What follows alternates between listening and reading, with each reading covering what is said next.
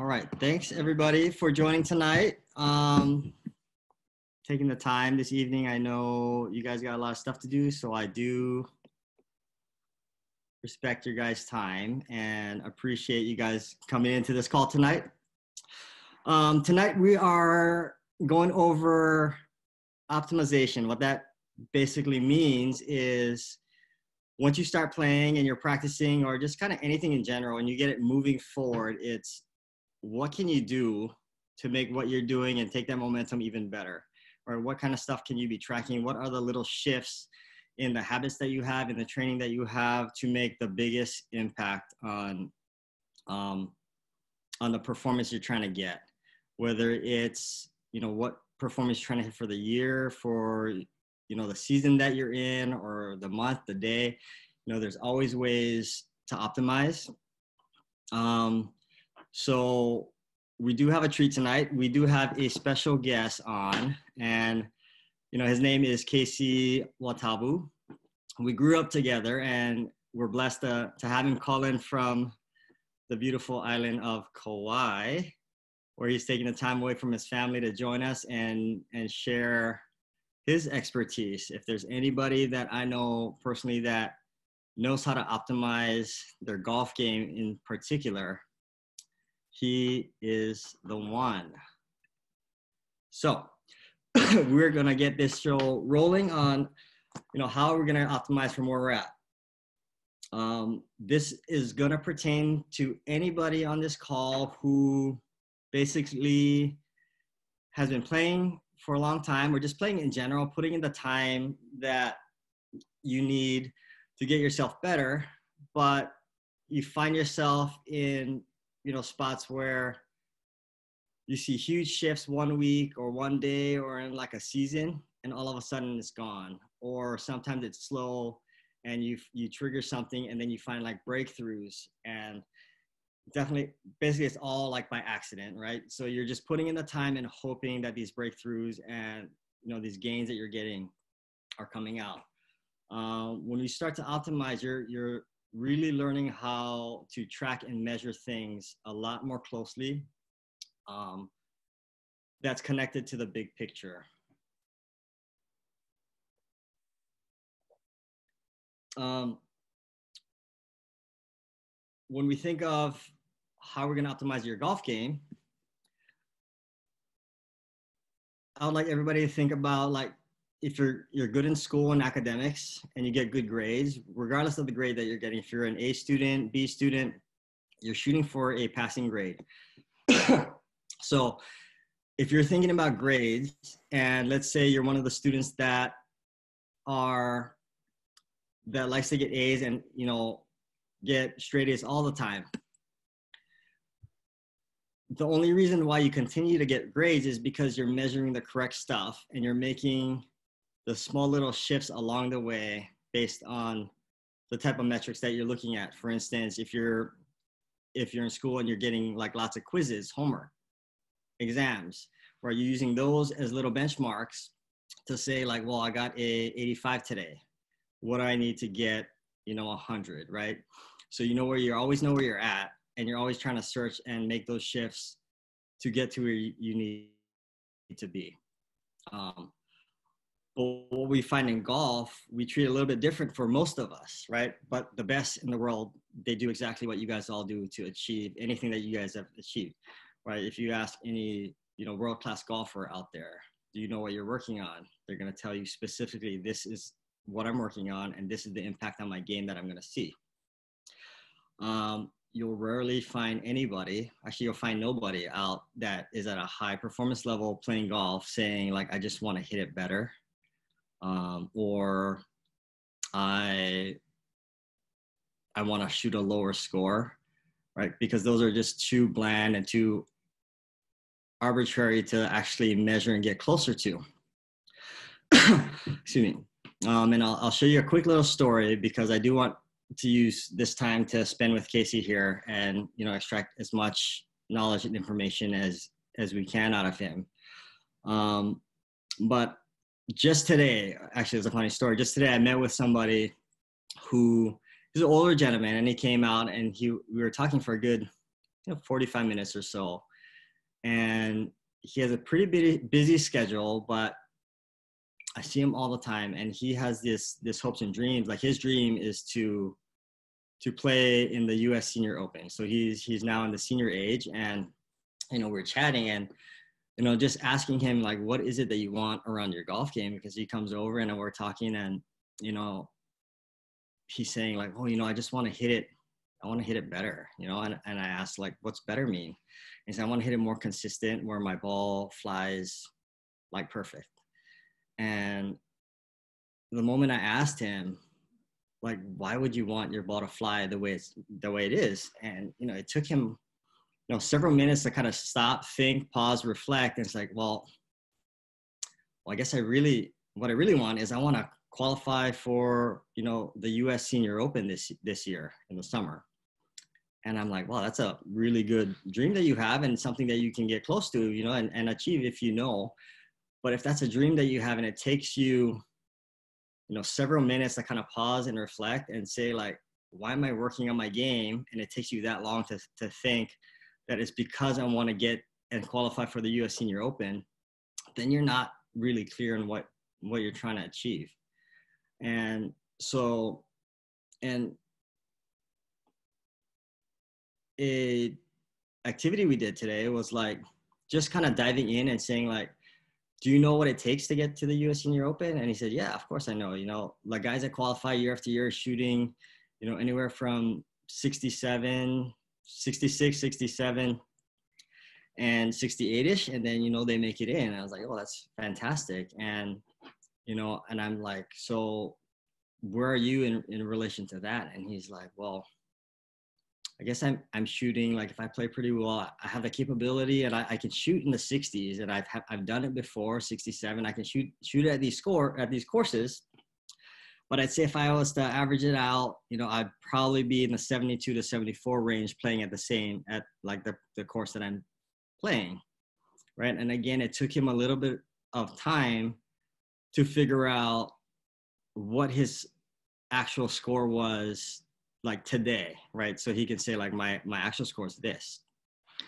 And so just not being clear on where he wants to get to, and where he really is today, was basically driving him in circles where he's getting frustrated, and he's spending most of his time on the golf course or on the driving range trying to like perfect hitting golf balls, not knowing what does a 67 to 69 senior tour caliber golfer ball striking look like, right? If you've been to an event, have you seen them hit it on the range? Do you see what kind of distances, what kind of variance left to right do they have, right? So you have an idea. If you're working on hitting something and you want to get to like the premier level, you got to know exactly what target you're trying to achieve. Otherwise, you don't even know if you're getting closer to where you want to get to.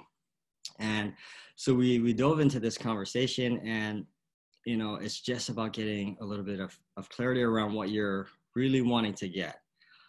And I do want to share this activity with you all before we get Casey on. And I got this activity from a friend of mine who he coaches now, like performance coaching in individuals and businesses, but he's a past NFL football player. So he's won a Super Bowl a few years back with the New England Patriots. So he had like the opportunity to play under, Bill Belichick and play with Tom Brady, and, really got to see like, what do these really good high level athletes do, and how do you get coached, right? And he takes a lot of that stuff into his business coaching and personal coaching and performance coaching. And he had shared with me this tool a little while ago, and I know it was kind of around like this whole clarity thing, and it was pretty remarkable of how he put it all together and how he made sense of it. So I do want to get you at least seeing this little tool and how you can start to optimize it by being a little bit more clear. His name was Satema Gali, if you ever want to look him up and see what he's accomplished. But he does live locally here in Orange County, and I got a chance to get to know him a little bit and hear his thoughts. But this tool it's called Fill the Gap. So basically is for you to continually get better and know how you're getting better, one, you have to know like what exactly is it that you want, and two, you have to know exactly where you stand now. So you need to know the truth about where you're at today and exactly where you need to be in whatever time frame that is, whether it's, you know, what do you want to have achieved at the end of today, right? If you've never thought about that yet, right, you'll have a much better success in having great days if you start your day saying, my perfect day looks like this, or my perfect week looks like this, my perfect season looks like this. Because if you know what that looks like, you can design it backwards to see like, now, where am I in that picture? So, you know, get a really deep dive on what is it that you want to get out of your golf game, right? And what is the perfect golf game to you? What does that look like? Everybody's going to be a little bit different. Some people will need to shoot a certain score. Some people need to win golf tournaments, right? Where you dive a little bit deeper. Some of you need more enjoyment, but you're looking for what's that perfect level for you, because then you'll rate that perfect picture of wherever that is, whether it's end of the day, end of the week, month, season, year. That's going to be your 10. The difficult part going in is actually looking at where am I today, because most of us, especially everybody on this call, we're wanting to perform at high levels, meaning you're taking the time today to jump in this call. So we're extremely optimistic people, and we're always looking at like what's right in front of us because we've achieved so much. And so we never get really truthful in where we're at today, right? We tend to use beliefs and stories where like, oh man, it was just today that my chipping was off, or like somebody was talking, the wind was a little bit, you know, stronger today. It was cold, it was raining, got bad bounces here and there. And we forget to just look at like, what does my actual skill level look like over the last, 3, 4, 5 rounds, and see, this is where I'm at. Because now if I can baseline where I'm at, where is that in the big picture, right? Where I'm at today is a 1. I need to get to the 10. So we call it fill the gap, because you're then looking, if you get super clear on where you're at now and where you want to be, you'll then be able to figure out what's necessary to get you in between the gap to get you to that 10. And the two things that, Satemba talks about on what's required to fill the gap, he calls it NRI, and I'm going to rename that to NRS. But NRI is, what is the necessary required information for you guys playing golf? You're going to look at it, what is the necessary required skills that you need to get to that level 10? And 2, NRA, what is the necessary required actions that you need to take? You need both to get and start to accelerate through and fill the gap. A lot of times we just chalk it up to, I need these skills, right? I need to develop these skills to get there. But we don't put the necessary action in. We don't know how much effort, how much action we go into. And other times we're saying like, I'm just so driven. I want to make it so far. I'm working out. I am, watching what I eat. I'm working on my nutrition. I'm working on my golfing every single day. I'm seeing all these coaches and getting myself there. I am just committed and putting the work in, and you're putting all this action in, but maybe you forget about what's the required tools that's going to get there. Because if you're taking your current capabilities now and just putting more fuel on that, that doesn't get you any closer to where you want to be. So when you start looking at this, I do want to challenge you guys to see that, one, do I have the skill set already? And am I not just, or am I not putting in the necessary or the required necessary, action in there? Or am I working really hard and I just don't have the skill set, and I need to go get that skill set, whether it's seeing a coach, go get mentored by another player or another coach, or just find ways to achieve the skills that you need. And if you don't know what skills you need, right, that's when you need to search and get some help in that area so you can get there faster. So that is our little activity that I do want to share with you guys. For me, it was pretty mind-blowing, because I could apply that to every aspect of my life, not just my golf game, but I could also apply that to all the golf accomplishments and golf teaching accomplishments, based on like every time I achieved so much, I actually knew the skills that I had and I knew what I needed to go get. And then I put it into place in the action. So I do want to leave you guys with that. without further ado, I do want to introduce Casey on here. Casey, just to give you a little bit of background, he is a golf amateur national champion. We grew up together, but he played excuse me.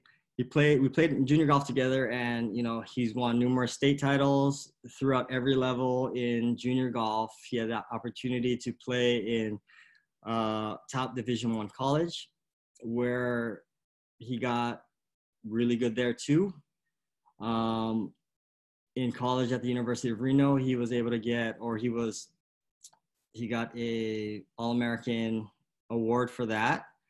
He won sorry if I get this wrong, Casey, but I believe he won the 2006 NCAA Division I regionals as an individual.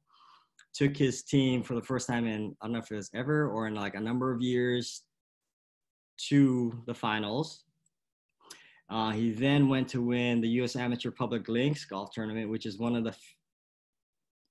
like 2 or 3 biggest amateur tournaments of the year. When you win this tournament, they give you an exemption to play in the following year Masters. So he was able also to play in the 2007 Masters as an amateur. So if you're looking for anybody to figure out how to optimize your game and take it from like junior golf to elite junior golf to the next level to high school elite junior golf to make it into Division I college to win the NCAA regionals to then win one of the biggest amateur tournaments in the world to then play in the Masters as an amateur. I mean, I feel there's no better person to hear the expertise from than Casey. So without further ado, I am going to unmute Casey and put the spotlight on him. So this is Casey. Thank you, Aki, for allowing me to join your video chat group. Yeah, I'm excited, and you guys are so lucky to have Aki as your guys' coach. If I had him when I was still playing, I think I would still be playing competitively. I've learned a lot within the last couple of years just speaking to him on many of things. And one of the topics we're going to talk about tonight, optimization, is one thing that I wish that I knew what to do and how to measure productivity and when I was playing, because that's one of the things that I got burnt out because I didn't know how to measure if I was going in the right direction. So you want me to? So I just wanted to get some questions to Casey and then he'll kind of take it from there. But one of the things that I did want to ask you is there's a couple like benchmarks that every golfer are always striving, right? And I remember kind of like pretty close to my certain things, but the benchmarks in score, because everybody wants to shoot better scores to win, right? Is as a junior golfer, we always want to break 80. That's like a benchmark for everybody, right? There's also a benchmark for like, when am I breaking par for the first time? So, I guess if you can remember what it was like when you broke 80 or broke par for the first time, whichever is more clear, but how much, like, was there any struggles? Because I'm sure you knew I wanted to break 80 or I wanted to break par and shoot under par because that's going to take you to the next level. But just because we're confident in getting there didn't mean you were getting there, right? So no matter how much you practiced, how much you played, how many lessons you took, whatever you did, right? We get disappointed more times because we're not hitting the number that we're doing. So, what is it that kept you moving through, right? Because obviously, even though you didn't know specifically the measuring tools that you have, you did stuff that maybe it was more intuitive that you're just doing behind the scenes because they were automatic to you. So kind of what kept you going like at each level? Well, as a junior golfer growing up, our goal was to play the Division I at the Division I level and get a golf scholarship. So that was the main driving focus for us growing up as a junior golfer, playing in high school. I remember playing at the different age levels, and can't tell you exactly when I shot 80, but for me, I'm trying to remember, you know, I played a lot of golf. I played golf almost every day. I was at the golf course. I practiced a bunch. Um, was it meaningful practice and was it productive practice? I'm not sure. I think the love that I had for the game was good because it kept me coming back because it was fun and I enjoyed playing the game. And I just wanted to get better. But by saying that at each level, and I'm not sure how it works where in your guys' junior golf program, but we played like we were in a 10 and under group, 11 and 12 group, 13 and 14. And as you moved up, you were always the younger one in that group and you always entered into better competition. Of course, comfort, you know, is a big thing. Or you get intimidated. You think that people are better than you. They hit it further than you. And when you play with them and you find out, hey, I hit it just as far, I can score, I'm just as good, and I'm just as good as these guys, that gives you that inner belief. So I think that comfort and experiencing that, knowing that you have what it takes to play with these guys was a big thing for me. And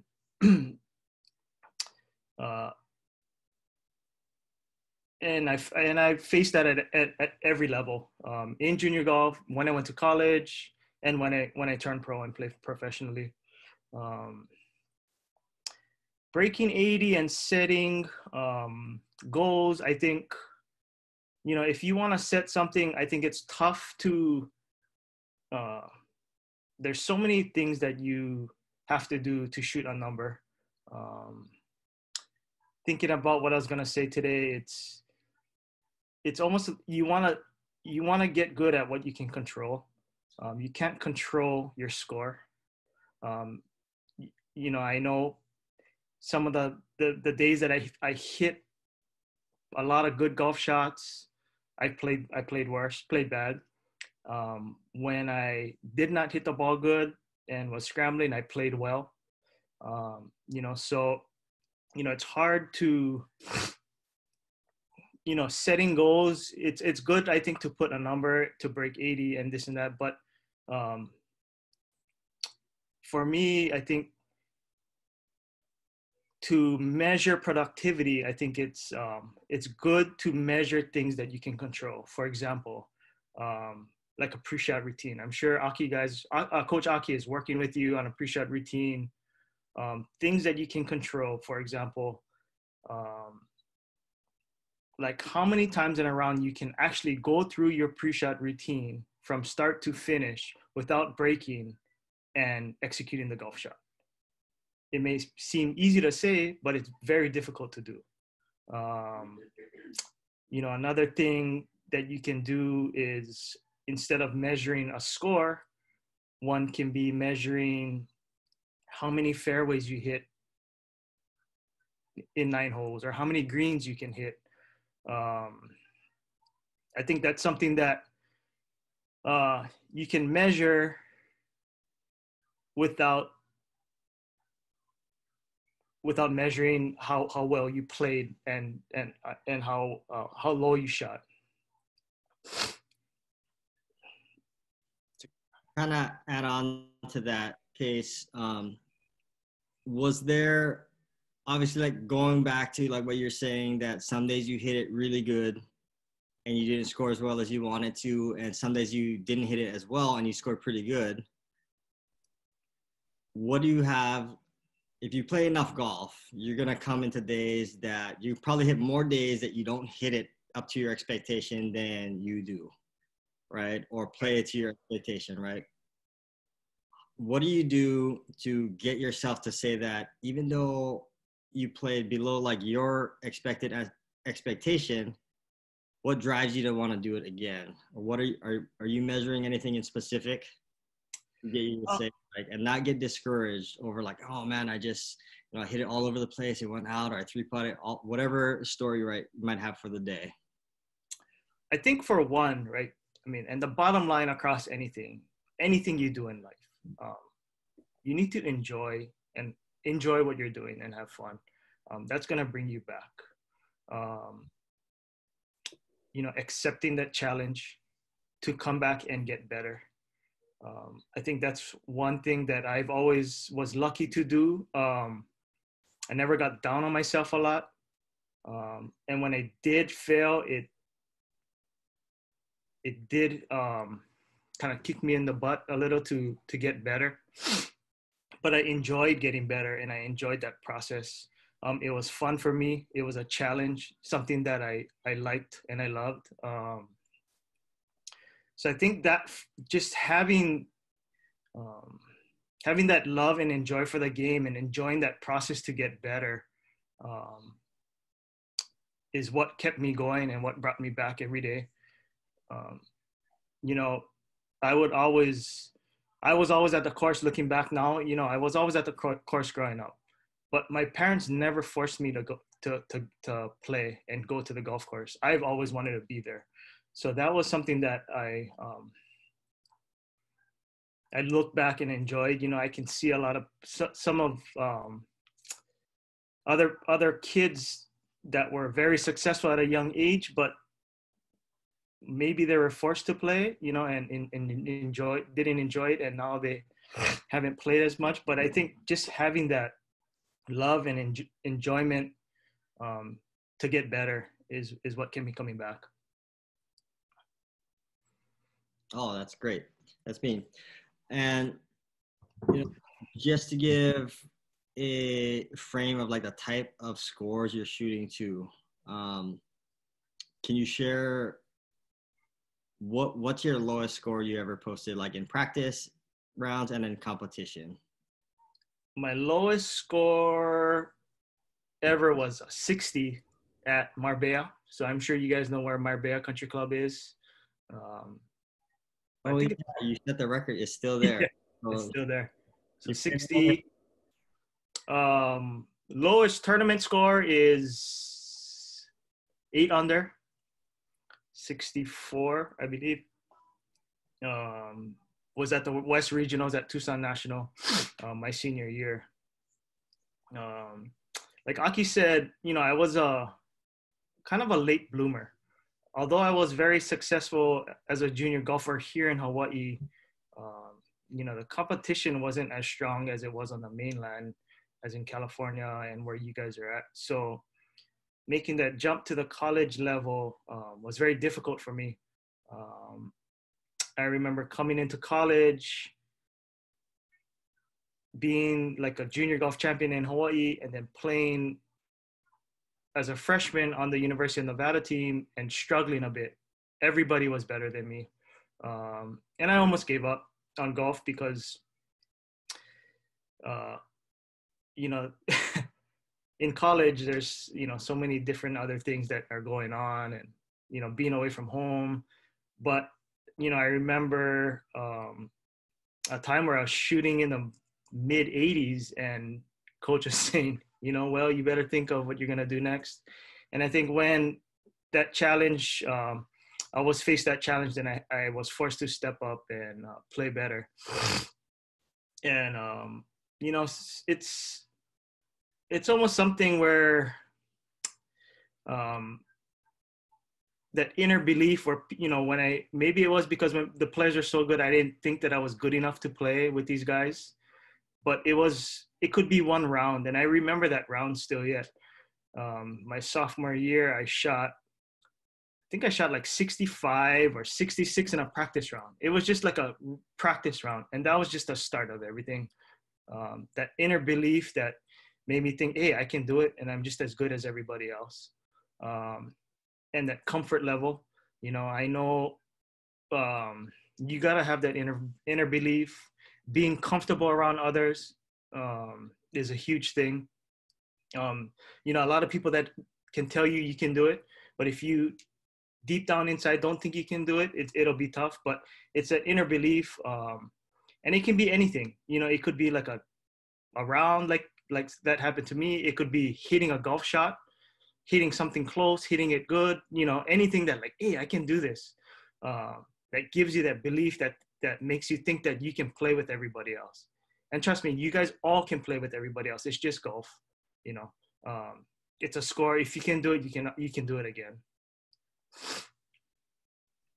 No, and that's good. And one thing I like to share with everybody, you know, that I talk to is kind of exactly what you said, and I'll phrase it in like more of a term of like breaking through thresholds. So, yep. And like our belief system, right, is, and I guess you can comment, you know, and give me your thoughts on it, Case, but we all have thresholds that we see as our limits, right? Whether it's our score, whether it's a type of shot, whether it's a distance that we're trying to hit, how far we're trying to hit, whether it's the control of your golf ball. And as the closer we approach to those thresholds, right, the more fearful and the less self-belief we have, because we say it's so hard and I don't know if I can get there. And, you know, you either go one of two ways. You're either going to say like, I give up and it's not for me, or two, you're going to find a way to break through that threshold. And I can remember so many that it was like, I thought there's no ways. And the moment you break through that threshold just one time, kind of like what you said, that moment you shot 65, you knew the game changed. Right. The moment you did something. And I remember like just over something I did recently, right. I always wanted to hit the ball further. And I kind of want to share your story on that, but all I did was work on driving. I was like, man, there's no ways I'm going to get my club speed to this. And I've been working for like hitting thousands and thousands of golf balls. And I'm like, man, maybe I'm just not built to do it. Right. I wanted to get it to, you know, 116 miles per hour and thousands of golf balls. Like the only club I hit is driver. And like my speed's like 109, 110, 112. And I'm like, man, there's no ways. I just got to go work out. I got to do this. And I'm just playing around with things. But it's funny. The moment I got it, the first time I hit 116, I'm like, holy smokes, I did it. Right. And then what happened right after that? In that same session, I did like 3, 4, 5 more times. And within 1 week, I hit, you know, 2 drives in one session that went like 119 miles per hour. And I exceeded that threshold. But like you said, it's the moment I'm kind of willing to give up, but the amount of energy that I had once I knew I could do it got me to achieve a few miles higher, right? It's not that I can do it all the time, but now it gives me like a new metric to shoot for, right? If I want to hit it further, if I want to get more speed, I know I can touch these numbers, and I just got to, you know, for me, I have to find, you know, the necessary required skill that I need to get it that far, whether it's working out. But, you know, the moment you get it, all of a sudden, like the game changes because it doesn't seem so hard. So now, like me looking back, right, hitting 116 on, you know, the TrackMan to see my swing speed, it's like a no-brainer. I know I'm gonna get it. And so, you know, one of the things that you guys are, whenever you guys feel like it's struggling, that's that threshold that you got to break through. And then you're looking for, you know, what required skill or tools do you need, or what action do you need to put in place to start practicing? So, you know, going on that, I remember, Case, for you, maybe you can share, I don't know if I never asked you why, but I remember one year, it might've been like you always hit it pretty far, but there was one summer you came home from college and then like you were just swinging it like a madman. It was like crazy, like, and we were all like, I don't know if you heard, but we were all saying like, holy smokes, what happened? Because like he's out of control. Like he's swinging it so hard, he's jumping out of his shoes, but you're hitting it pretty far. And, you know, we saw you for the summer, but then 1 year later we came back and saw you the Christmas or summer. It's like something switched off and you kept all the distance, but you didn't swing it hard. Mm-hmm. Was there like, what kind of process or transition, like, I don't know if you remember, maybe I remember more because I was like, holy smokes, he like hits it 50 yards further now in 1 year. Was there a specific purpose that you were trying to achieve as far as hitting it further, or something that maybe you didn't even know you were working on and it just kind of happened? I don't remember that. You know, it could have been a product of just us working out, strength training, getting stronger.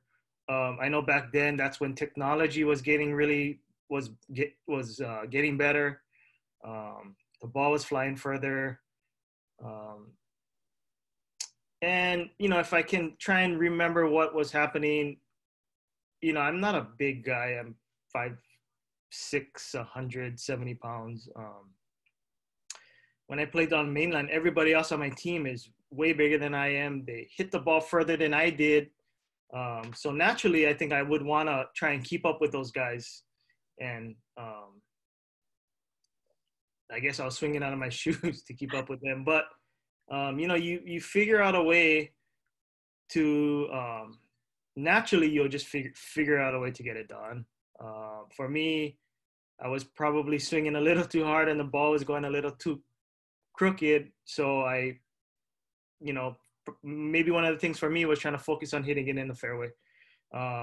And because of that, but because I was achieving the distance already, it never left. But just trying to focus on hitting fairways and greens was something that I probably did, and was maybe the key to one of the success that I had my last few years in college.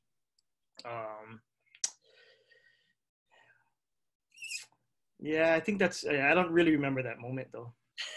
I do. But no, thanks for sharing.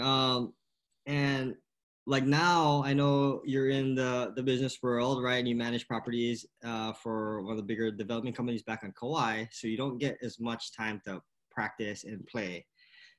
But you still play at an extremely high level, not practicing, not playing. You retain some of the skills.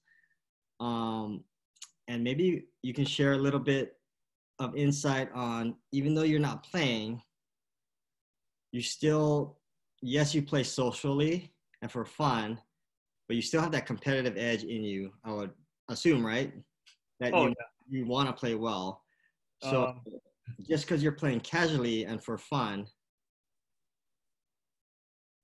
do you still have like specific, like when you're going to tee it up with some friends or some clients, of some really clarity on what you want to achieve for that day? Yeah, that's a good thing.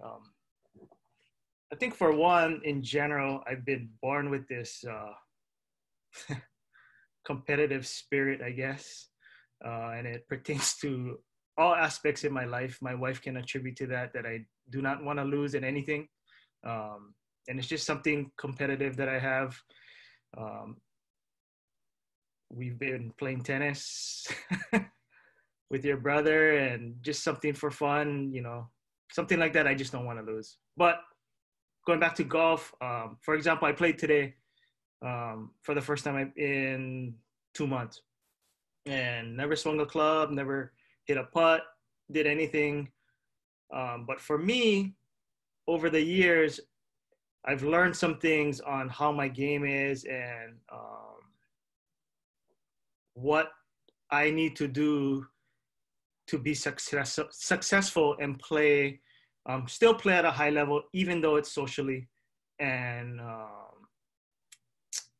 so for me, it's, I'm fortunate that I can hit it a decent ways.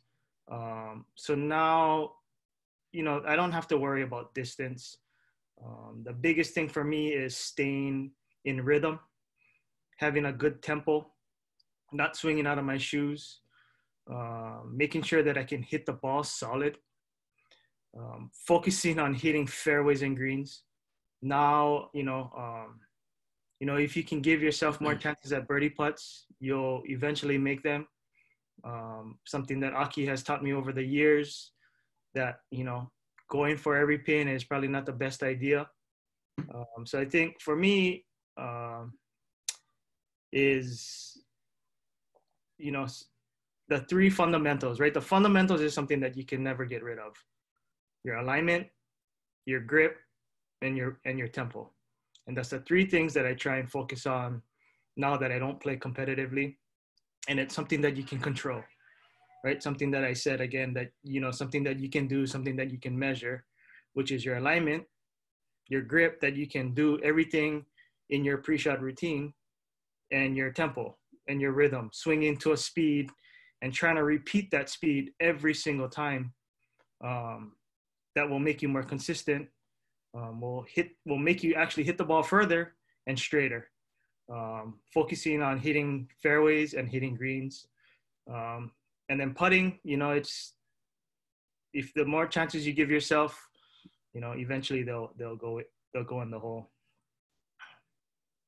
Oh, I like that, because a lot of times, a lot of us golfers, we get those opportunities, whether it's for birdie, eagle, for pars, right, to shoot good scores, and when they don't convert, we think that I got to go work on this, right? And like what you said, it's just being patient, right? And give yourself more opportunities and not force so many things, because if you get the opportunities, they'll eventually go in.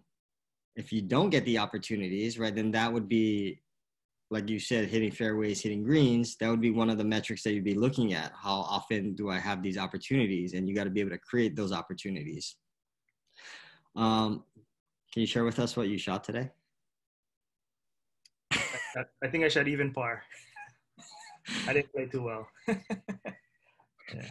So, well, didn't play for 2 months and then shot even par, right? And we'd all like to say that I didn't play too well. But on the preparation side, Casey just talked about his fundamentals was his grip, his rhythm. What was the other one? Sorry. Alignment. And alignment. Yeah. Right? Things that you can measure and you can see. And even though they sound, everybody probably heard them in this room here or on this call, work on your grip, work on your alignment, work on your rhythm. But how deliberate and disciplined are you when you're actually doing that for so many years, right? Yeah. Right. I'm sure you had to think specifically checking your grip to like the T on how it looks. Mm-hmm. I remember you even had tools to measure your rhythm to get it in sync. Yep. Right. Your alignment, probably always dropping clubs on the ground to see where you're going. Mm-hmm. Right. And anything that's fundamental for you to become a master at it. Like, so you've been doing it for 30 plus years, the same 3 things. But if you just kind of went through motions, I'd have to argue that you wouldn't have achieved the success in the confidence that you have or the certainty that you have around those 3 fundamentals, unless like you actually put in the time to like, my grip needs to look like this, my alignment needs to look like this, and you're constantly checking it and not letting it go. My rhythm needs to be like this. And so now, even though you don't play, right, you get yourself in a spot where the moment it's a little bit off, when your aim's off, when your rhythm's a little bit off, when your grip's a little bit off, right? And you can make little subtle adjustments as you're playing that don't like jack everything up, and you're not like rebuilding everything. Mm-hmm. And I think that's a really big lesson for everybody, is like, we all might have our own set of fundamentals, but because we call them fundamentals, they seem just so easy, right? And we forget about what exactly, like, just because I know how to do it, are you really, putting in the work to do it? Correct. And so think about, what is your fundamentals and how often are you doing it? Are you in a place where you are like Casey, where if your rhythm's a little bit off, based on the swing, my rhythm's off, or my grip is off, my alignment is off, and you can, change and adjust, based on your round today. Did you feel like times that one of those 3 things were a little bit off where you had to make adjustments as you? It took me 12 holes to get into a rhythm today. So for the first 12 holes, I was swinging out of rhythm, too quick, swinging too hard. So it took me a while to figure out how to get into rhythm, and hence then I did play well the last 6 holes because I wasn't swinging as hard. And that was probably just a product of me not playing, not practicing. Hence why practice is very, very important. Doing it repetitively every single day, or whenever, as often as you can. So it sticks. For somebody that like me, it took me 12 holes to figure out what I was doing wrong. And if I was playing every single day, working on my rhythm, working on my tempo, it's probably something that I would have had from the first hole. So, I think that's something that you can measure. It's tough, and I know it's good to set goals to break and shoot a certain number. But at the same time, you can be doing all the right things and working on the right things and making great strides, but not hitting and shooting good scores, which can get you discouraged. And I remember, Aki, that was one of the things that I was facing when I was playing at the end of my career. I wasn't getting the results that I wanted, score-wise, placing in the events, making money. And I got very discouraged. But at the same time, maybe was I heading in the right direction? Yeah, who knows? But because of that, there wasn't something that I could measure, measure my growth in the game. And so I think stuff that you can measure, like things that you can control, is something that you guys should focus on. And I'm sure Coach Aki has things that you guys can do to work on. No, that's cool. And then maybe I remember you don't play too many tournaments now, and you did get your amateur status back to play, but you played you play one tournament last year? Yeah, the Kawhi Amateur. And then, so you played one tournament and you won the tournament. Yeah. Right. So you still have really good game and you're busy. You got married last year and a lot of stuff comes up in your life, but yet you have that competitive edge to want to play an event, and then you prepared yourself well enough to play and then actually, get the outcome that you wanted and win the golf tournament.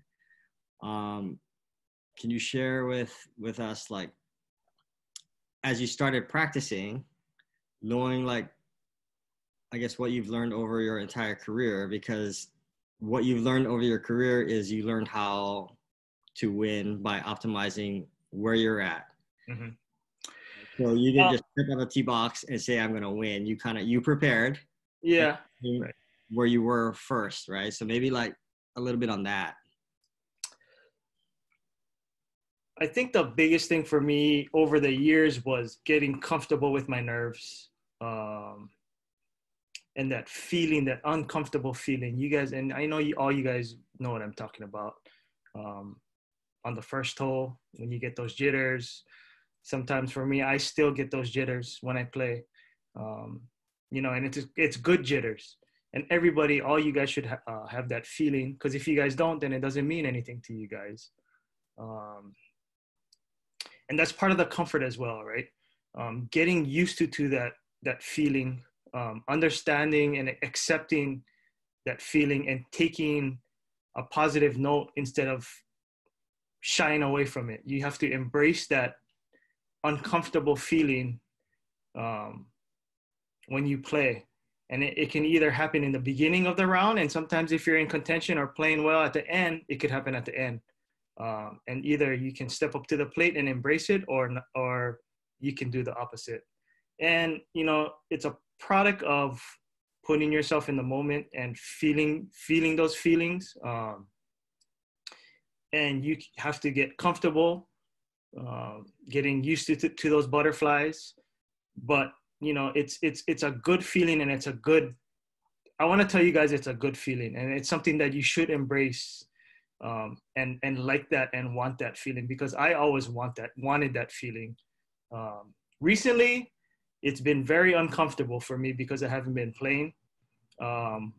So it was difficult for me. I still get really nervous when I play golf, especially in a tournament.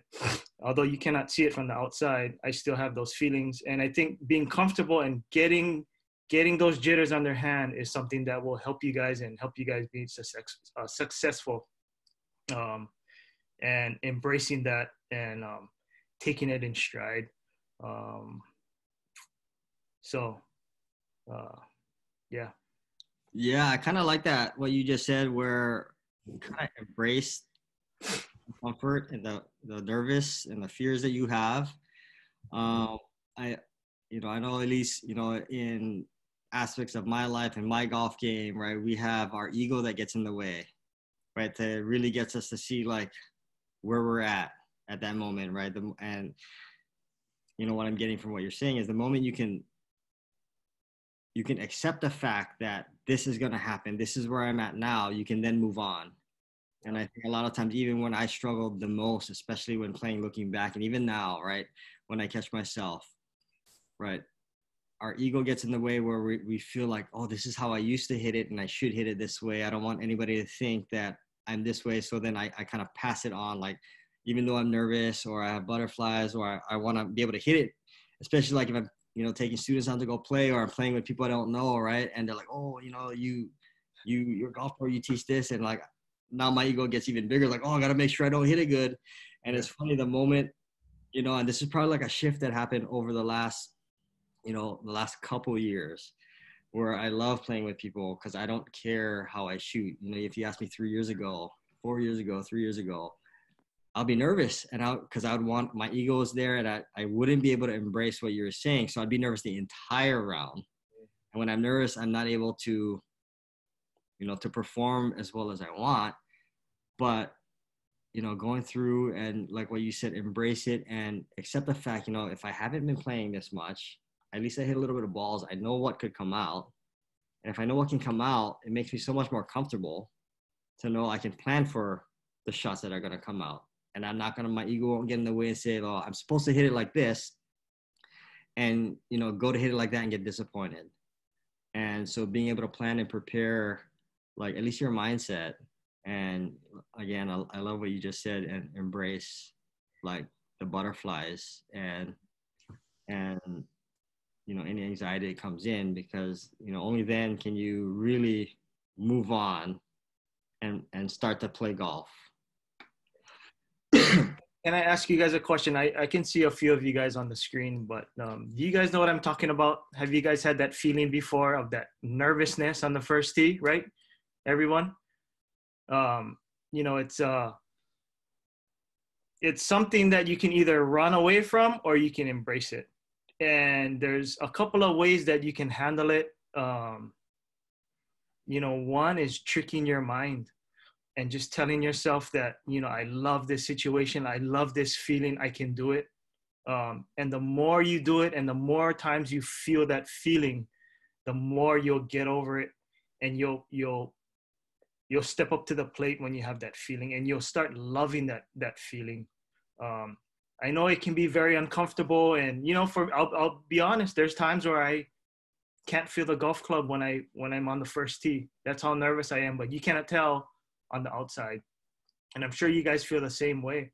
But it's something that you guys need to learn how to handle. And because it's going to happen, and that's what the best players in the world get nervous. You ask Tiger Woods, I bet you he still gets nervous. All the guys on tour get nervous, but they make it look so easy because you can't tell from the outside. So it's something that you can't run away from, and it's something that's always going to be there. So it's something that you can get over mentally, and you just need to tell yourself that you can do it, and you like that feeling. Oh, that's cool. And so, and again, that's something that you can constantly measure, right? And you're looking at like, how many situations are you putting yourself in that makes you nervous? And like a lot of times we just think that, let me just go practice. I'm not ready. Let me go spend more time practicing, because if I get my skill set better, then the nerves go away, right? But it never, like you said, never goes away, right? Dealing with that is a totally different skill set in itself, right? There's tons of people that, like, I'm from one, I hit it really good, but you put me under extreme, nervous situations, like, and KCC, like I shank balls. Like, I blade balls when I get nervous, but you'll never see me do that like in practice when it's calm and easy. So, hold on. And Seiko just posted like a little chat, just said like even Annika Sorenstam, number one LPGA Tour player, was nervous at every single event. And kind of going into nerves, I'd read something that I don't know if I read or heard it from somebody, but they're talking about like how to deal with nerves, and they said, 100% Tiger Woods is always nervous, every shot, every time. But the thing that separates him is the certainty that he has over every shot, to embrace the nerves and know that I can overcome and I can do this. Meaning that he's put so much time in, he built out this, it's not even confidence, right? Certainty goes beyond confidence, and it goes into like, I've done it so many times. I put myself in this situation so many times. It's like without a hesitation, even if I'm nervous, I'm certain that I'm going to do it. Right. So if you never put yourself, like in Casey said, if you never embrace being nervous, right, and even track how often am I getting nervous and what did I do in that situation and not even know, you'll never be able to get certainty around the situation of being nervous, right? If you look at the difference between myself and Casey, he's put himself in hundreds of more opportunities to be extremely nervous and then embraced it and overcame it, right? So even though he gets nervous, right, it's easy to say, yes, I love it. But when you look at the amount of work you put in to put yourself in that situation, you've just done it so many times. And sometimes, like you said, you didn't play for a very long time.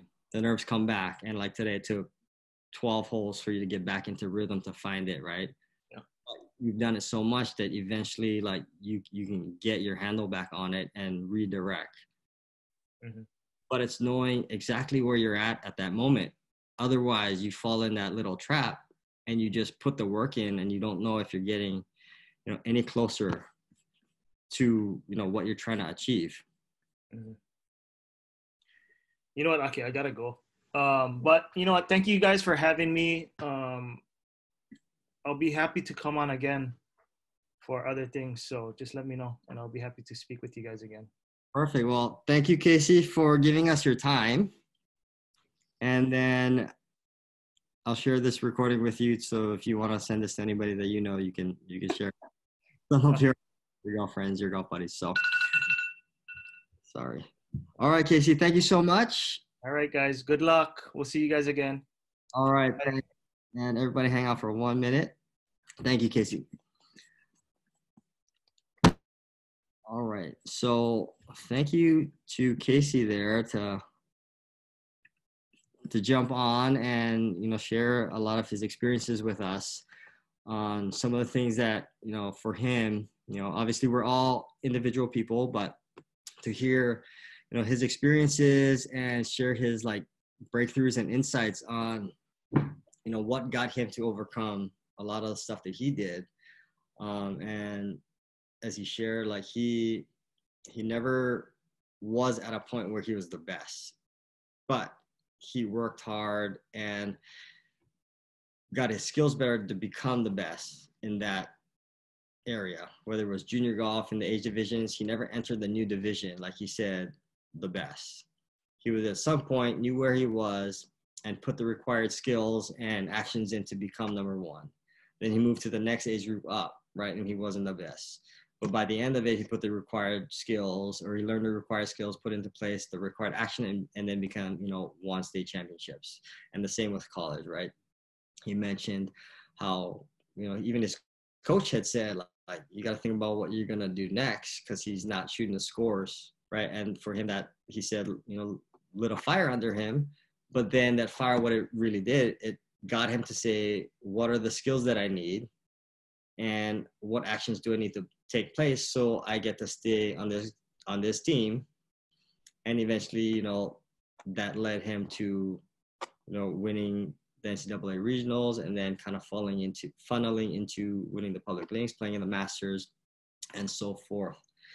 So, really cool to hear his story about it, and very thankful for him.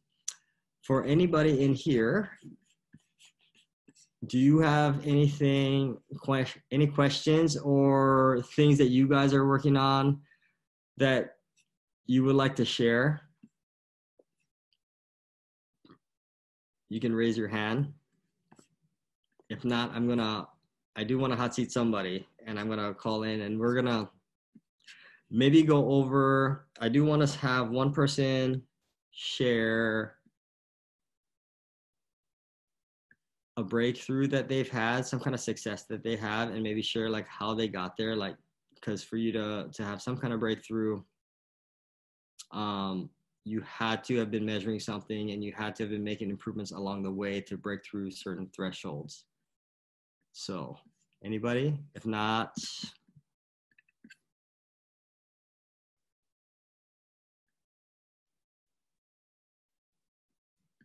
I am going to, hold on one second. Giselle, do you want to share?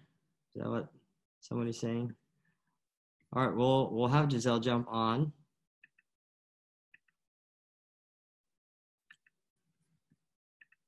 Wait, hold on, we can't hear you. Giselle, I can't. Can you unmute yourself? Yeah. Can everybody hear me? Okay. Oh, great. Oh, God. So is it just one breakthrough? I can't hear. Oh, yeah, share like one breakthrough, anything related, whether it's golf or anything, but maybe like the process that got you to one breakthrough.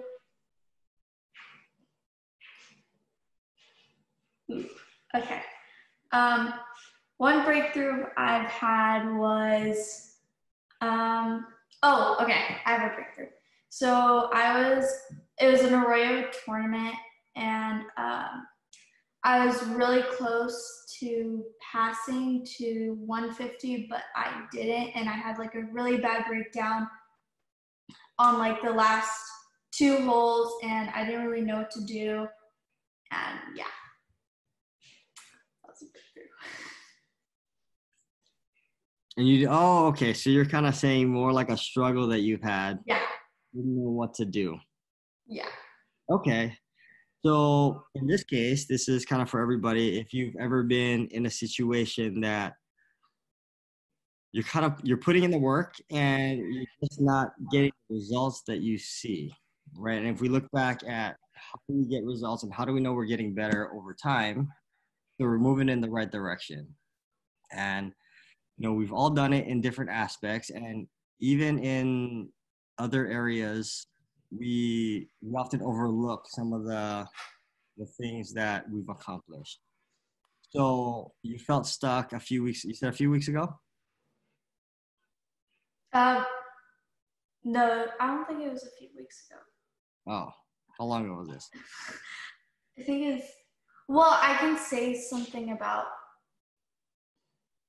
I don't really know.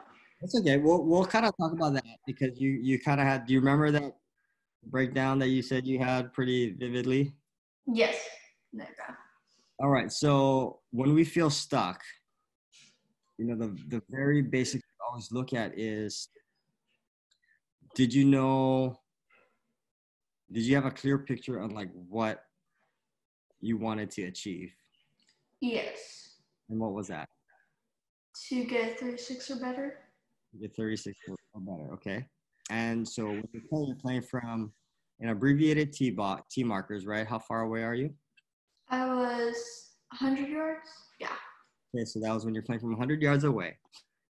And as everybody's listening in, we know what we want to get, right? And you wanted to shoot a score of even par. And when we look at it, can you think now on was there one area or skill set that you needed to have in order to get the result that you wanted? Yes. Is that right? What was that? No, wait, what was the question? I didn't hear What it. skill set did you need in order for you to eventually break through and shoot the score? Because you shot 36 at 100 yards, correct? Yeah. If you look at that, right, what specific skill set did you need or tool did you need to eventually get it? One tool that I really need was to not really never give up with for myself, because like it's like it can always happen and it's never impossible for those to happen, or like yeah. Okay. And so, like, I guess more specifically, what specific golf skill did you need to pass it? Mostly my tee shots and my driver shots. Yeah. Your tee shots? Mm-hmm. Okay. And so at the time when you're getting frustrated, did you know it was your tee shots that you needed? Uh, Sometimes no. It would mostly be everything that I really needed to focus on. Okay. So now this is for everybody right here, right? So if you're ever feeling stuck, now all of a sudden you think to yourself, I need everything, Mm-hmm. you the target, how overwhelming would that be? From like 1 to 10, Yes. 7. 7. And I think for some of us, for myself, I think it would be like a 10, right? If I knew I got stuck and I couldn't do it and I didn't get it, and then my solution was, man, I just got to work on everything. Mm-hmm. That would make me extremely overwhelming, because now the next round that I played, it would be, one thing was below expectation, right? Didn't go as well as I want. Then another thing, and then it starts to stack, right? The moment we get a feel of or a sense of like, oh man, my chipping was bad on this hole. That's Mm-hmm. one.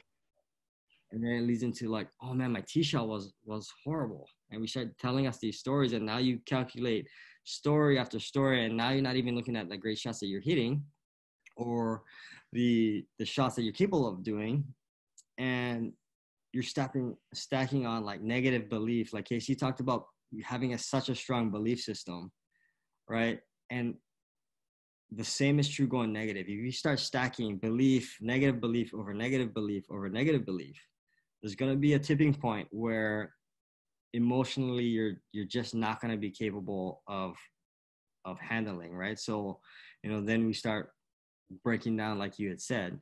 Mm-hmm.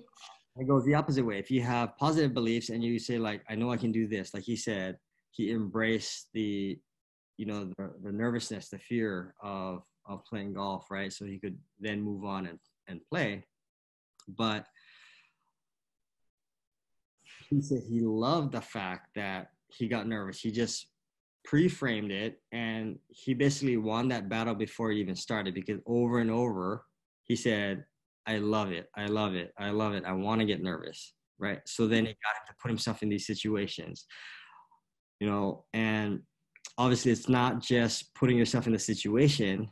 He also prepared on the skill set on what he needs to do to be able to get through that.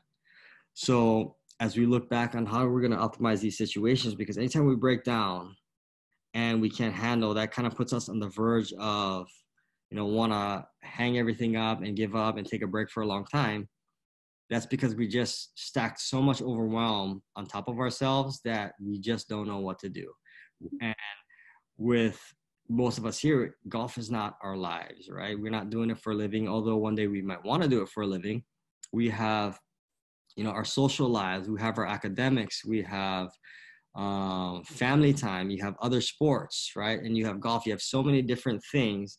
And now you could just get a week or a few days that go by that you get these negative beliefs from all these other areas of your life, and then they come stacking on. And all of a sudden, you kind of get this mentality like, my life's bad. When sometimes you just got to step back. It's like, is my life bad? Right? I have a wonderful life. I get to, and go into like some appreciation and look at what you're grateful for. Right? And that gets us to get out of that moment so quickly. And once we get out of that moment and figure out what we're appreciating, then we can think clearly. Because if you're in this mindset of like everything's going bad, you'll never be able to extract like, where am I at right now, and what skill or tool or action do I need to put into place? Because then our answer is always going to be everything, right? So we got to get ourselves first in like this better emotional space, clear everything up, and do some gratitude stuff. Look back at the last week, month, year, at everything that you're grateful for, right?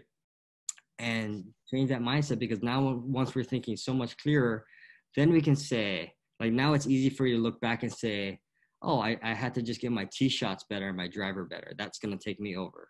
Imagine if you came up with a solution before the problem happened, then we'd avoid the breakdowns. And it's not something that, like, since you work with somebody already, you work with Coach Seiko, and you may have even heard it. You got to hit your tee shots. Mm-hmm. We hear the specific answer and tool that we need, but yet we have all this beliefs that's telling us you need this, you need that, you need everything else, right? And find the person that's going to give you the tool and the answer that you need, and then just come up with the actions of what I need to do with those tools to see myself through. And if like, it's my driving that I have to get better, where I'm hitting it within 10 yards of the green, so I'm just chipping or whatever that may be. Now you have a specific like outcome that you're searching for. So when you're practicing, it's so much more tailored and guided, and something that you can measure it against. So when you're practicing on the range, like today, if I got to keep my ball within off the tee, or with my driver within a window of, let's just say 25 yards that spans across a putting green, if I keep it in there, then I'm chipping every single time, right? And you can have your practice session and say, how often did it stay within that window at the distance I'm supposed to hit it? Now it's extremely clear where you are today. And it's not so much we fall into this big trap and say like, man, I felt like I hit it pretty good today. And you go and play and it's not the result that you're looking for, right? So if you can measure it that way, and whatever skill set that you need, and have some kind of baseline to see like, today I got, out of all the balls that I hit, 50% was in that gate, which means, half of the holes that I played should give me a chip. The other half, how far out of the gate was it, right? That's a pitch or another full swing, whatever that might be. And day two comes, if you're practicing it, oh, maybe today I got 75%, right? Even if it felt like you didn't hit it as well, there's so many things that we can like, that pull us down, right? So if you see the data, you got to be super clear on the data, because most of you here are in school. If you go practice golf after school and you just failed your tests, or you wanted to get an A because you studied so hard and you got the B, when you get out to the golf course and you start practicing, you're going to bring that emotion in, and a lot of things that you're doing is going to be not as good as what you think it is. Or you might have just aced your tests, or you might have had something like incredible happen before you go in, and then your practice rounds or your practice sessions are going to be, oh, that went pretty good today. But unless you have actual data that you're looking at, right, you need to draw out as much emotion as possible, so you can say like, this is how I measure what happened today, to see, am I closer to the target that I need to be in the future? Does that kind of help? Mm-hmm. So that's for everybody. If you're not measuring like specific data to see if you're getting yourself closer, then you need to be pulling that in, because our life adds too much emotion in there that can swing up and down, and you got to be able to figure out the truth from just the belief that we have. And that would be like the hardest part, so of how to separate. So thank you, Giselle, for sharing. And Seiko has her hand up, so I'm gonna put her on for a second here. Hi, guys. All right, Seiko, you're on.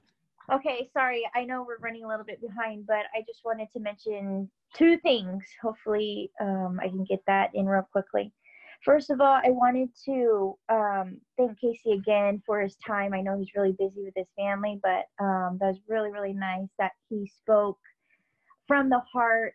And he was really, I know Casey because he's Aki's best friend, and I know him outside of this, and he really, really cares about you guys, because I could just tell how he was talking. But what I wanted to point out was, this is not for everybody, but there might be some people in here that focuses so much on like how they're hitting and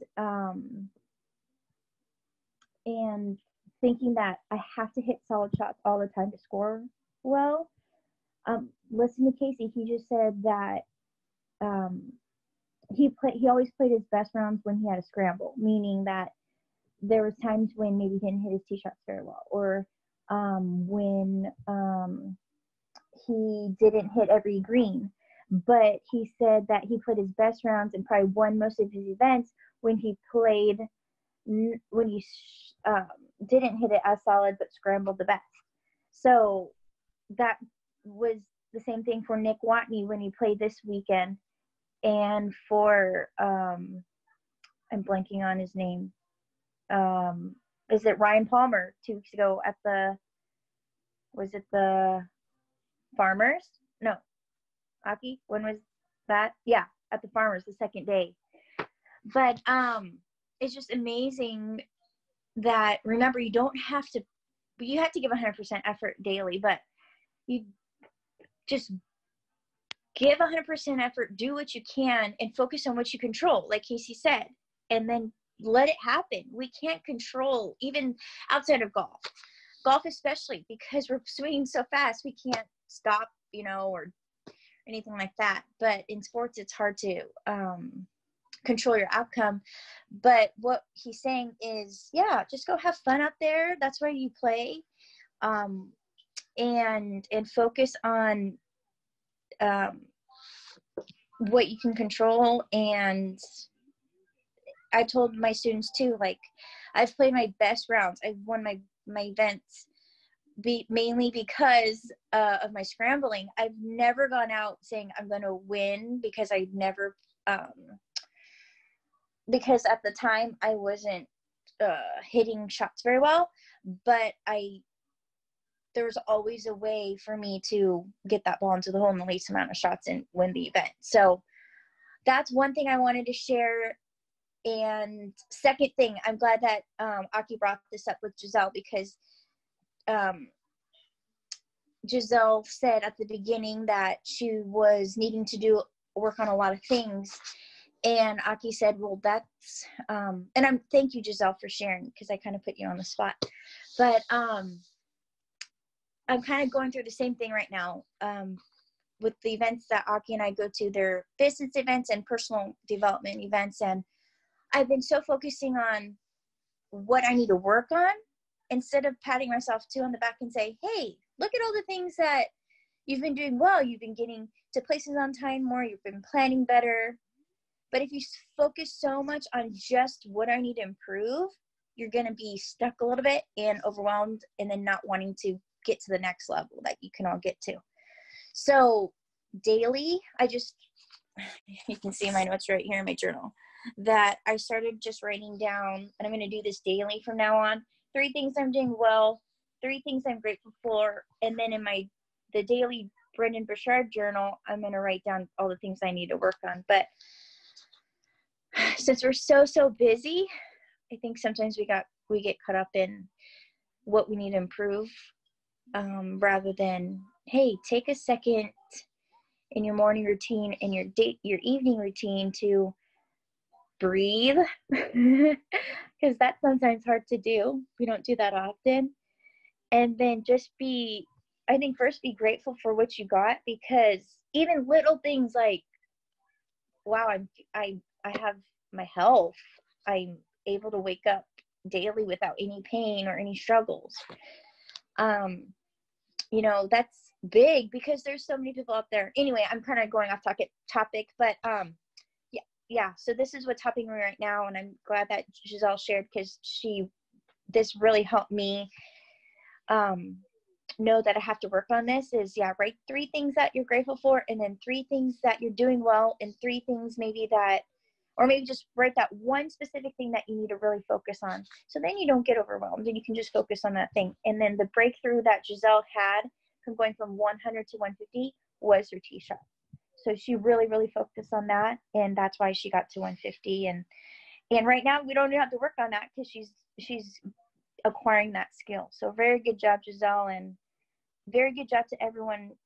We're just so really, really proud of you guys, and we really appreciate you being on here because, like I said, we're all busy. We're getting busier, and it's so important to be on these calls because golf is not everything that you need to get better. It's also these little things, but the little things are everything.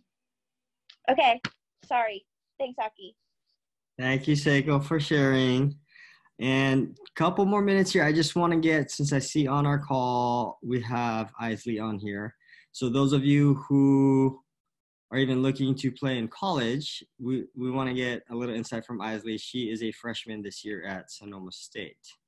So I'm going to throw her on here, and I'm going to kind of get a quick little thing from her. Oops, wrong person. There's Isley. Oh, yay. Oh, can everybody hear me? Yes, we can. Okay. So, Isley, real quick. It's your freshman year at Sonoma State, and we talk about putting the work in all the time and putting in like tons and tons of time. And, you know, you were somebody that practiced a lot in the last couple of years of your high school to achieve what you've gotten so far. And then now you got placed in an environment where, you know, obviously academics was huge for you. So you always got good grades and you're still keeping up your good grades in college. But you're now in a situation that you can practice every single day, and it's kind of scheduled in there because you're practicing with the team and you guys are playing for performance, right? At the level that you guys are at, you guys are trying to win championships and win golf tournaments. Mm-hmm. So what is it that maybe that you had any big breakthroughs that has happened like this year for you or from the fall kind of with this big transition that, you know, maybe you might have been struggling with on or whatever it might be, but getting clear on something and then actually like committing to it, and what made you, you know, stay on the path to I think we had our first home tournament and I was the top 5 girls travel and I was number 6. So I didn't get to travel last semester with the team, but I got to play in our home tournament. And up until that point, it was kind of hard for me because I knew I was so close to that number 5 spot. And in the tournament, I just kind of wanted to prove to myself that I could be on the travel team. And so in that tournament, both days, I think I shot 77 and 78. And in both of those days, my scores counted for the top 5. So for me, that was just kind of like proving that I could do it, because in the beginning, I was not sure if I was even close to being able to be on that travel team. So for this semester, it's definitely like I have like a fresh start and I've been playing pretty well. I think on Friday, I shot 77, and it was just like, that was my first time like in a just in a practice round, like outside of the tournament shooting that. So for me, that was, I was very happy with that. So we have qualifying tomorrow for our first travel like event. So this is the first time that I've been like excited and not super nervous, and kind of before I was kind of like, oh, I don't know if I'm even going to be able to do it, but this time I'm like ready for that tomorrow. That's fantastic. Congratulations on that, Isley. And, you know, well, for everybody listening in, what you can extract from that, it kind of even goes through like what Casey was saying, like breaking through thresholds. You're a little discouraged at the beginning because you're always six, right? But the moment you didn't even make the top five, but you played in an event with the starting five and your scores would have qualified, which gave you that belief system to know you can do it. And then coming back this spring and shooting the score that you know you can shoot, which was 77 in a qualifier, to at least keep you in the top five starting places right now. So that's phenomenal. It's super difficult to, when we're not there yet, because the fear gets in the way, right? You're getting up to that threshold. We have so much fear in the way saying, and when we get scared or when fear comes in, we have so much belief and so much stories that comes into your head. I need to hit it further and I can't. They hit it further than me. They hit it closer than me. They practice doing it for longer, right? And it's all these like non-true stories because we all practice just as hard, right? We got to be a little bit more strategic in the stuff that we do. And when we start stacking all of these things up, then it's super difficult, like with Giselle, to get super clear. And the one thing that I want all of you guys to get from this is don't wait to break through the threshold of what's holding you back before giving yourself the belief, right? If there's anything that you can measure and optimize on, is your belief system, because we constantly are running stories in our head, right? And the moment, Isley, that you shot that 77, 78, the very next day, that day, did your belief system change? Yeah, I felt that I was able, because I was like, oh, I think I can do it. I don't know. But after those days, like, I realized that I'm there with everybody else, because it was intimidating, because on my team there's a lot of juniors and seniors, so I'm kind of like younger by a lot. So for me, it was definitely nice to kind of know that I can be up there with all of the older girls, and especially being a freshman, everything's new. So I knew I wasn't gonna perform like as well as I wanted to at first, but now it's just, that belief system of knowing that I can do it. Awesome. Thank you. And like, even like the way we use our language is such a critical thing, right, towards our belief system.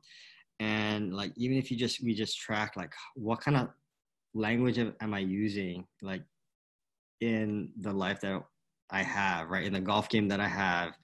And just because, and I'm going to kind of call you out on this one, but just because we're new in college and it's brand new, does that mean it's going to be hard and we're going to struggle? It's totally not true, right? So straight off the bat, this for everybody, right? When we're trying to achieve new levels, if you give yourself this belief system that says, just because I'm a freshman, just because I'm just starting, just because I just got to this level, I'm going to struggle, right? You're going to put all the pieces in place to make you struggle, to make you frustrated, to make you confused, to make you do what you cannot do until you finally like break through, right? So if you're super clear on what you want to achieve, meaning we're getting into school, getting into college, and you want to lead the team. I want to be number one. I want to lead our team to the championship. If you're super clear on that, now all of a sudden our belief can go around that and say, what tools, what skills do I need to drive this team, right? What golf skills, what personal skills, what leadership skills, where I can drive the team to win championships. How can I deliver this? And then what actions can I take? And if we have that two pieces in place, then it's hard to get that belief system to say, I'm not ready, because all you're doing, it's not even a question of whether you're ready or not. It's a question to see, what do I have to do now to get to where I want to get to, right? We're never ready. Nobody's ever ready, right? But we'll have the roadmap in front of us and say, I want to achieve this. This is like don't be scared to say, I want to shoot these scores, I want to get this outcome, because you may not get it. Because if you never say what you really want, you'll never get it anyways. So drive yourself to say, like, journal it all the time and say, this is what I want. And at the end of the semester, at the end of the month, this is like my perfect outcome. Because if you don't know what perfect looks like, you will 100% never hit it. You might stumble across it and break through these thresholds and say, well, now I know how. But now that we know, like, just from like Isley's story, from Casey's story, from, any story that you have in your life, you can get there faster just by building in, belief systems around specific strategies on how to get there. And then you just go, right? You put the action in place. You put the necessary, actions in. And as you go, you'll know, I don't have these tools. I'm going to go learn the tools, whether it's from a coach, a mentor, a player, right? And then you kind of learn those tools, put those tools in place, see where that puts you. And then you're kind of always able to assess, because am I getting closer? Do I need to learn more tools, or do I need to put more effort in, right? And you're always assessing and optimizing on those two pieces. And, be honest with yourself, for everybody to really look in the mirror and say, like, this is where I'm at today. Because unless you can look yourself in the mirror and say, like, this is where I'm at today, and whatever aspect of your life, whether it's your golf or your academics, your personal life, you'll never be able to move forward, because you'll never accept the fact that you need these actions or tools to put in place. So, really, really good. Thanks, Isley, for sharing. One more thing before we'll head out is, now that you're in college, it's definitely probably a lot different atmosphere than high school. Right? Mm-hmm. The team that you're with, how do you feel the relationships and the team goes towards, like, your success, as far as keeping you motivated, keeping you working, like building off of each other? The difference between high school and college, or just now? Just now, like in just general. Now. I think, we practice pretty much every day together. So we're all, at school, these are my best friends. I'm always hanging out with them outside of golf too.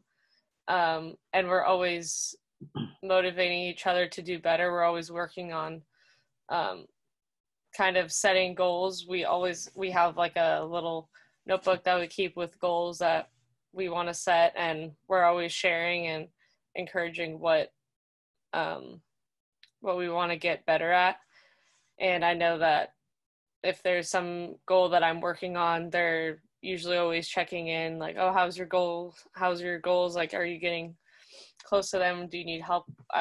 Some of the girls will help me if I'm saying, oh, I'm trying to get more consistent with my chipping.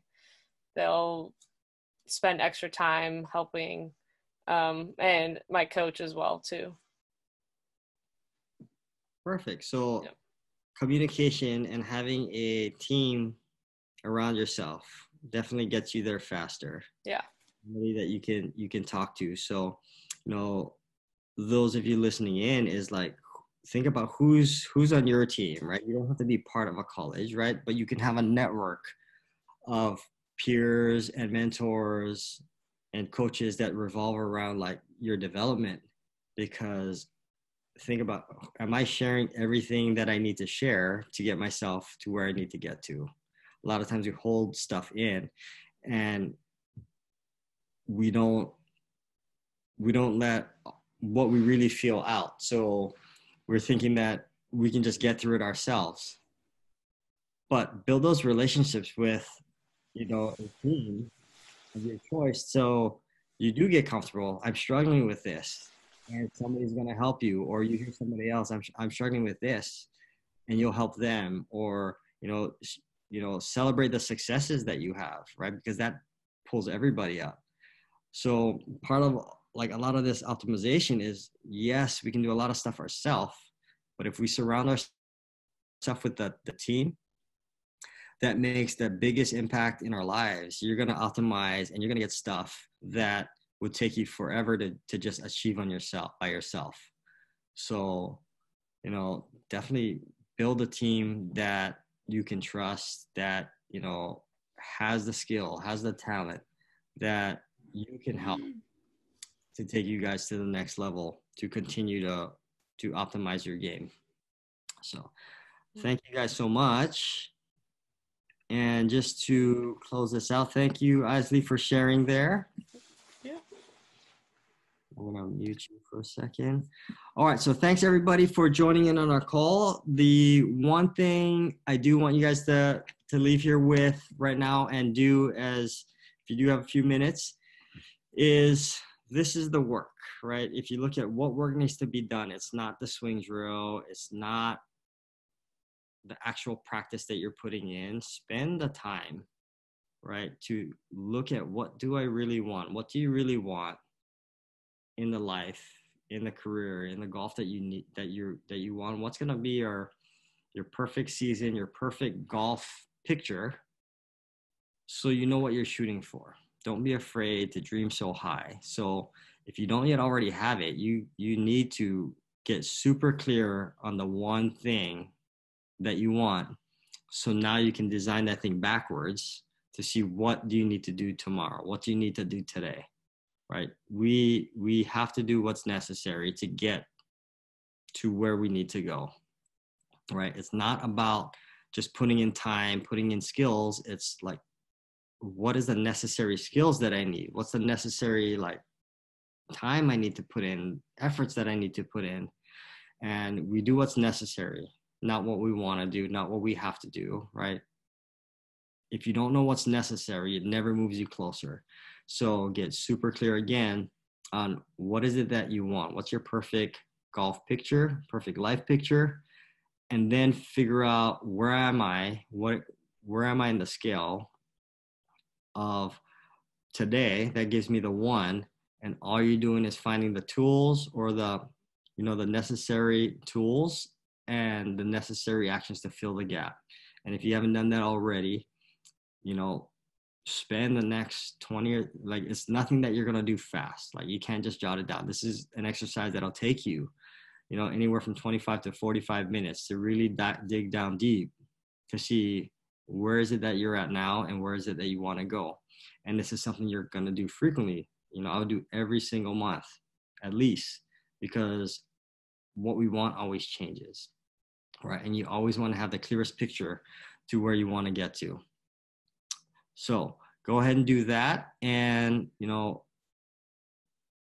tomorrow, go ahead and before you even start the day, think about what would be a perfect day for you. Like, at the end of the day, before I go to bed, what would be that perfect day? And see what that looks like. And I promise you, if you know what that looks like, you're going to do everything that you can to do what's necessary to create that perfect day, right? And that would be like a really, really quick way to get the results that you're looking for. And at the end of the day, that's all we're looking for. We're looking to get the results that we want. It's not about putting in the time and putting in the skills, putting in, effort. It's all about, like, can I just get this result? And if you know what the result is, you'll do everything that you can to get it. So thank you guys all for joining tonight. I know a little over on time, so thank you guys for being patient and listening in. Thank you again to Casey for spending an hour with us on our call, and everybody have a beautiful night.